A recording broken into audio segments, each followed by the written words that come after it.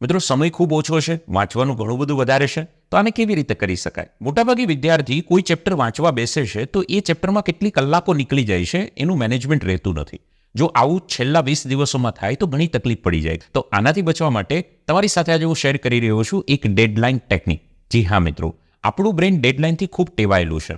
આપણે મોબાઈલનું રિચાર્જ પણ પતી ગયા પછી છેલ્લા દિવસે જ કરાવીએ છીએ. ઘરનું લાઇટ બિલ, પાણી બિલ, વેરા બિલ પણ આપણે છેલ્લા દિવસે ભરતા હોઈએ છીએ. તો આ આપણા બ્રેઇનની સિસ્ટમ છે.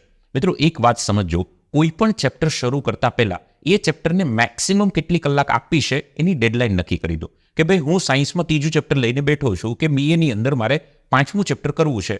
2 કલાકની અંદર, ઉદાહરણ આપું છું કે 2 કલાકની અંદર મારે આ ચેપ્ટર કમ્પ્લીટ કરી દેવું છે. જો બ્રેઇનને પહેલેથી ડેડલાઇન હશે ને તો તમારી સ્પીડ આવશે.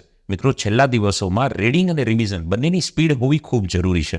તો જ આપણે ઓછા સમયમાં વધારે સિલેબસ કવર કરી શકશું. આ ટેકનિક તમને પસંદ આવી હોય